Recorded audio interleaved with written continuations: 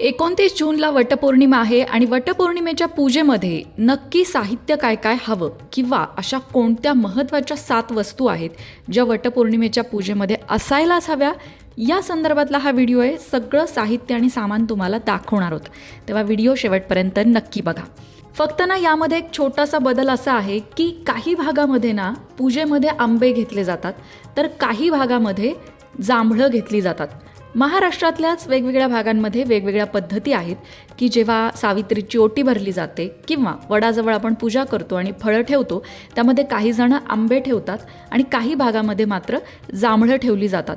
तर या पूजेमध्ये आपण आंबे दाखवणार आहोत, पण तुमच्या भागात जर जांभळांची परंपरा असेल तर तुम्ही जांभळं घ्यायची आहेत, कारण की प्रत्येक भागात जी गोष्ट जास्त मिळते तीच पूजेमध्ये वापरली जाते, हा साधा नियम आहे.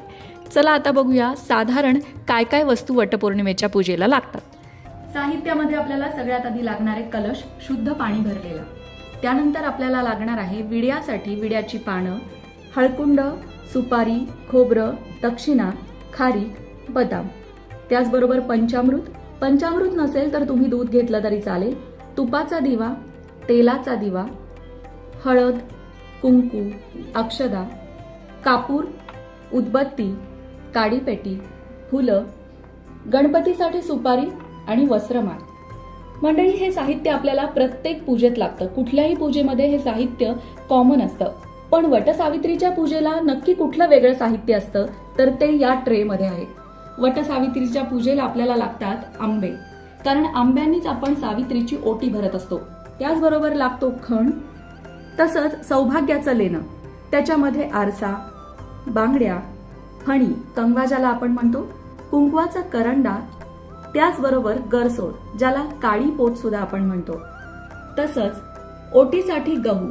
लक्षात घ्यायचंय की सावित्रीची ओटी आपल्याला गव्हाने भरायची आहे. ओटीमध्ये खोबरं, दक्षिणा, खारीक, हळकुंड, सुपारी आणि बदाम.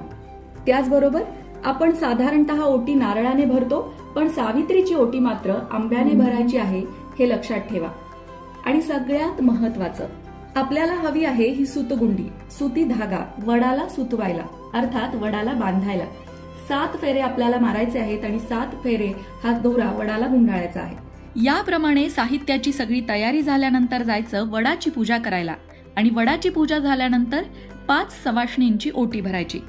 पण वडाची पूजा कशी करावी याचा सुद्धा एक सविस्तर व्हिडिओ आम्ही बनवला आहे आणि तो आमच्या लोकमत भक्ती चॅनलवर आहे.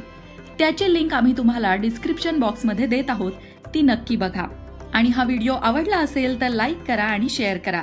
मंडळी, वास्तुशास्त्र, ज्योतिषशास्त्र, अंकशास्त्र यासारख्या विषयांवर तुमच्या मनात काही शंका असतील तर त्या कमेंट बॉक्समध्ये नक्की विचारा. तुमच्या प्रश्नांची उत्तरं घेऊन येण्याचा प्रयत्न आम्ही नक्कीच करू. त्याचबरोबर आणखीन कोणत्या विषयांवरचे व्हिडिओ तुम्हाला ऐकायला आवडतील ते सुद्धा कमेंट करून सांगा, म्हणजे तुम्हाला हव्या असणाऱ्या विषयांवर सुद्धा व्हिडिओ घेऊन आम्ही येऊ. अशाच प्रकारच्या माहितीपूर्ण व्हिडिओंसाठी लोकमत भक्ती चॅनलला सबस्क्राईब करा आणि बेल आयकॉनवर सुद्धा क्लिक करा, म्हणजे आमच्या नवनवीन व्हिडिओचं नोटिफिकेशन तुम्हाला मिळत राहील. तसंच योग्य आध्यात्मिक मार्गदर्शनासाठी लोकमत भक्तीच्या फेसबुक पेजला फॉलो करायला विसरू नका.